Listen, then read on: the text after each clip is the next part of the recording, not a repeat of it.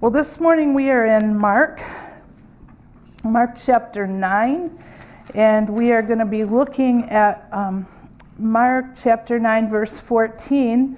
Because we had a guest speaker last week, I'm just going to remind you, I won't repeat everything I said 2 weeks ago, but I'm just going to remind you the spot where Mark's story was. The apostles Peter, John, and James were with Jesus on a high mountain. They had gone there to pray, and while they were there, Moses and Elijah appeared to them, and Jesus was, the Bible describes it as transfigured. His clothing, even his face, everything about him was shining, and those disciples were pretty amazed and afraid and didn't quite know what to do, and they have just been traveling down the mountain back to the place where they left the other 9 disciples. And we pick up in verse 14, when they came to the disciples, they saw a great crowd around them and scribes arguing with them. And immediately all the crowd, when they saw him, were greatly amazed and ran up to him and greeted him. And he asked them, "What are you arguing about with them?" And some from the crowd answered him, "Teacher, I brought my son to you, for he has a spirit that makes him mute. And whenever it seizes him, it throws him down, and he foams and grinds his teeth and becomes rigid. So I asked your disciples to cast it out, and they were not able." And he answered them, "O faithless generation, how long am I to be with you? How long am I to bear with you? Bring him to me." And they brought the boy to him, and when the spirit saw him, immediately it convulsed the boy, and he fell on the ground and rolled about, foaming at the mouth. And Jesus asked his father, "How long has this been happening to him?" And he said, "From childhood. And it has often cast him into the fire and into water to destroy him. But if you can do anything, have compassion on us and help us." And Jesus said to him, "If you can, all things are possible for one who believes." And immediately the father of the child cried out and said, "I believe, help my unbelief."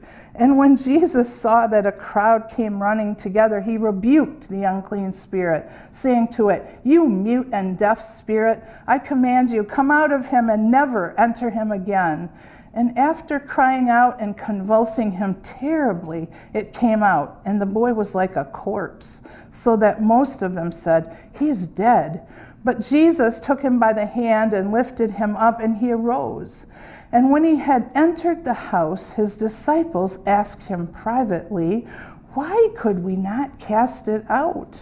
And Jesus said to them, "This kind cannot be driven out by anything but prayer."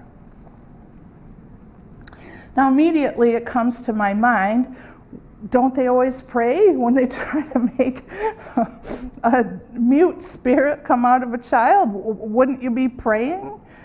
And I think that, my dull question shows us just how easy it is to think, well, of course we would pray.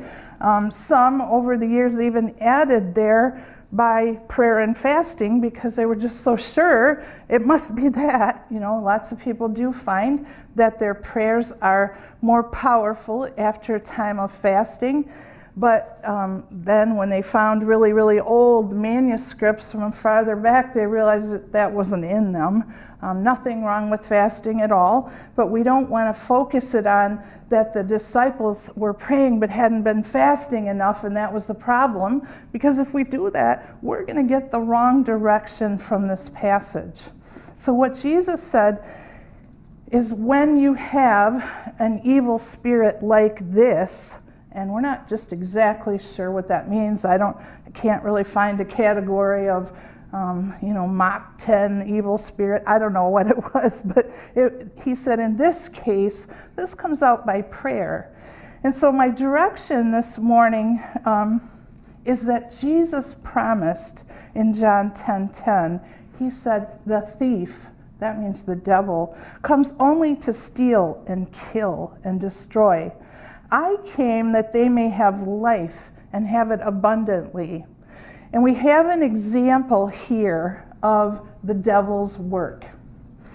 And I thought, I didn't plan this to be this time of year, but this time of year on Tuesday, we're having Halloween. On Monday, we have Devil's Night. It seems like the time of year that people have kind of a fun, great time just doing lots of dressing up and getting candy and enjoying some fun stuff, but really underlying all that is kind of an honoring of the devil. And that doesn't mean you do that, or I'm saying your children do that, but overall this has come to be that time of year. And we live in a society that gets kind of excited about that. We have people who are really interested in everything spiritual, paranormal, all kinds of extraordinary things that happen, gets people's attention in a way that it's okay to be skeptical, but kind of just really embrace that sometimes just to see. People play games with it. They tease one another about it. They scare people who are easily scared. And at this time of year, we're heading into a time that for the church is a time where we honor the idea of Jesus coming as a baby. But right at the beginning of that, just before we're into giving thanks and looking at that story, we have this festival time, this time where we really do all sort of take a look at evil and might even think it's cute or fun to have our child dress up as a vampire or something, and not really thinking that we're in any way giving inroads into an evil spirit into our family or our life. Nobody really wants that. Nobody really wants to be scared or to have demonic things just around them and in their home and in their life. That's not really the goal. And we sort of forget about that part. Many people, even when they look at this story, and as a nurse I can see why you might think that, when they look at this story they say, well, that's a seizure. That's a medical condition. We know that happens to people. They get irritated spots in their brains, and when something sets them off, they have a seizure. That's not an evil spirit. Now we know that Jesus sometimes healed people from blindness or any condition, leprosy, let's say. Sometimes he just healed people who were sick. Sometimes he cast demons out of people who were just demon-possessed. And sometimes we have conditions like this that seem to show themselves as a medical condition. Right away, the Father says, it's a spirit that causes a boy to be mute. My son can't speak. Well, that would be bad enough in itself. But not only does it do that, it seems like just at the wrong time, when he's near water that he could drown in, or he's near a fire, it causes him to throw himself toward the fire. And I'll just tell you, that's not an ordinary seizure disorder. There's a little more there. But it does also sound like his body's response to this evil spirit within him, just like people have seizures, his body's response to that is to just kind of have an overwhelming response of a seizure. So we see here kind of a combination situation. Think about those disciples who just had the great experience on the mountain. Yippee, skippy, they're happy. They're just thinking, wow, this guy we're following, he is really something. God has shown us how amazing he is. Our life's going to be great. And they go down the mountain on a really high level, sort of like, think of the best worship service you were ever in. The music was just what you liked. And the praise was awesome, and you felt lifted in your spirit, and you went home and your cat had caught on fire or some horrible thing had happened, and you're just thinking, oh, that wasn't really what I wanted to come home to. Well, they come to the bottom of the mountain, and what a mess. The disciples are arguing with the scribes. It had to be loud and out of control and accusatory, and they probably felt like just turning right around and going back up the mountain. We'll just stay up here, Jesus. We're not going to deal with this mess. But they come, and that's what they see. Now, people who are prayerless, and I don't mean they never shoot up a prayer like help me find a parking spot or protect my kid when they go out tonight. I don't mean that. To me, that's still prayerless. That's just prayerless when in the way we're describing it today. Prayerless means you don't spend any time with God. You are just running through your life, and if you need some help, you shoot up a prayer, but you don't take any time. You're too busy to spend time with God.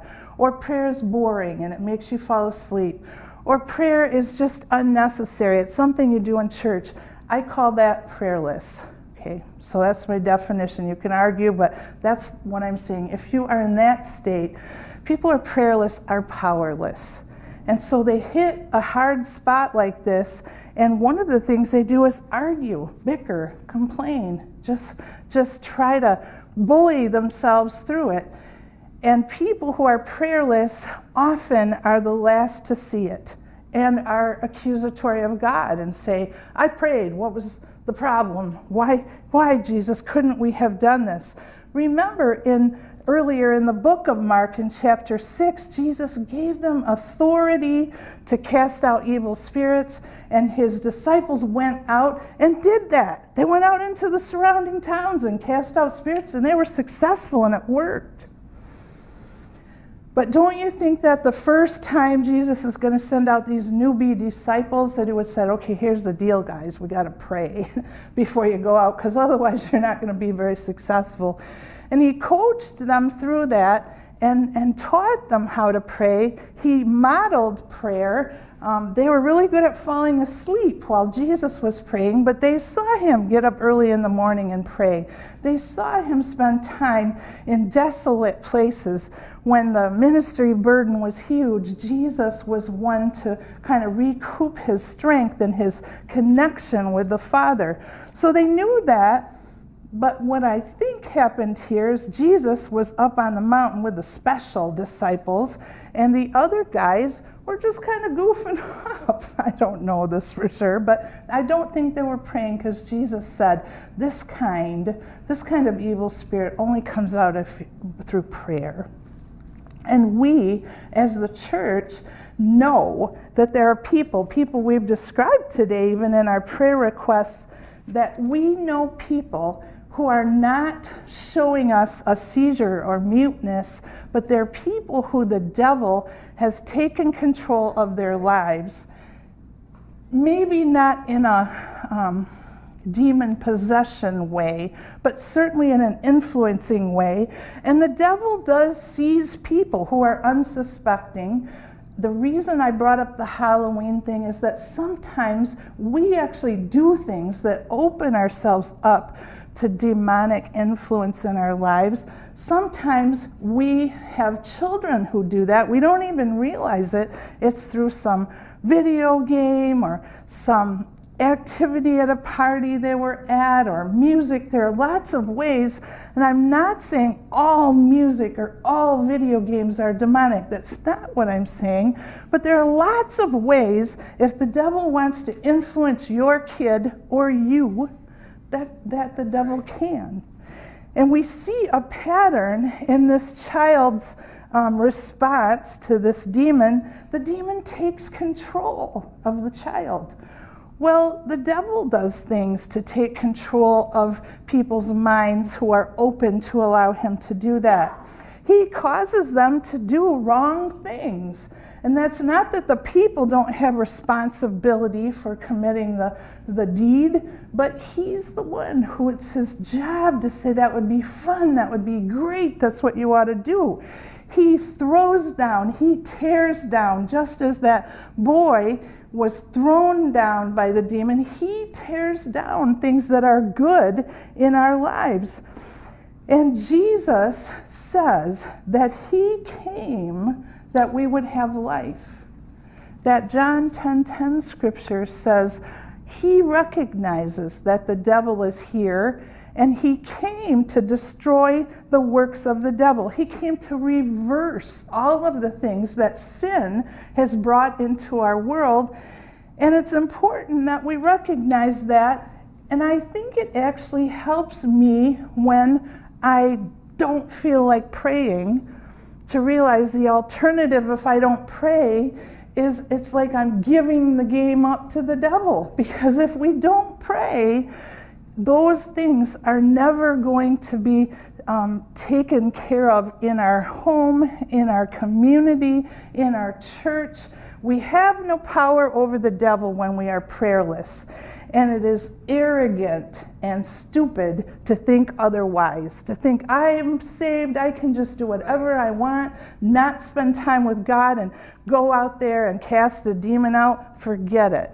They're going to laugh at you. Yeah. Because God in us is increased as we spend time with Him. And God in us is what, when we pray, God uses to change our world. And a little example of that in this story is that God has shown healthcare people how to give medication to control seizures. Now, they cannot control demons. They can tranquilize the person into a coma and they don't get much response. But we have been shown, and that was part of God's plan. When He put Adam and Eve in the garden, He gave them authority. He said, be in charge of earth. Take care of the animals. Name them. Make this a great place. Take care of it. I put you in charge. Again, Jesus, when He sent the disciples out to go to the villages and minister, He said, I give you authority. And He has given you and I, and people who do not believe in Him, He has given human beings, His image bearers, the ability to make our world be what it should be. Some people work really hard at that. Some people work hard at that in God's plan and God's power. Some people work very hard at that just with the natural ability they've been given by their Creator. And we have just this sense of, one day there will be no more pain. One day we won't have to have our knees replaced. One day there will be no evil to influence our children. We won't have to be worrying about what might happen, but that's not yet. Right. The power is available to us through prayer, but it never is complete until Jesus returns. And a powerless church, a church that is asked to pray and they're powerless, and instead they argue and bicker and complain and make excuses and point fingers at the one who's asking for help. A powerless church is of no good to anyone. But a prayerless believer, a prayerless church will always be powerless. And I'm not saying that we are in a position to negotiate that. We don't go to God and say, I need the power, God, so I'm going to spend some time with you today. Let's get this over with. It can't be like that. It has to be actually the Holy Spirit saying to your heart, I'd like to spend time with you, and you saying yes to that. Even when you feel like I'm busy. You feel like, I don't know, I meant to pray, God, but the day just got away. You know all the responsibilities. You know all the calls I got. You know I was planning to do that, and right away something happened. That's the devil's job, to take the time you planned away and not have you pray, because prayer is really that powerful. It really is. And so when you think to yourself, well, God, maybe I could find 5 minutes or something. I guess I could do that. Think, how big are your needs? How big are the needs of our community? How big is sin? And you're going to offer that 5 minutes? Probably not going to do the job. But 5 minutes is a good place to start. And I just believe that as we get it, that really God gave us the responsibility to make this better. So I'm not preaching it's going to get better and better and better, and you guys are going to do it, and God will never intervene. God is going to intervene, but nothing that you do today is wasted. Nothing that you do for God today is blown up with the new heaven and the new earth. Everything that we do for Jesus is eternal. It has eternal impact.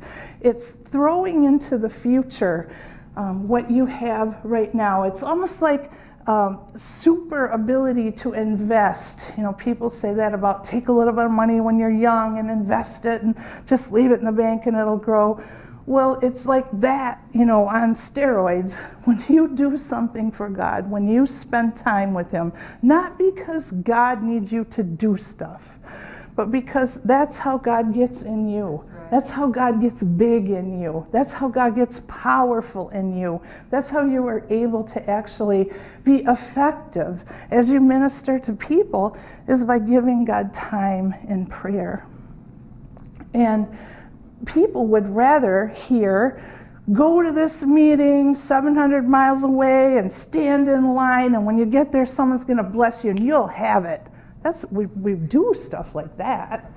We don't want to hear the simple answer that God is calling us today to be people of prayer, people that are so desperate for our young people to be whole.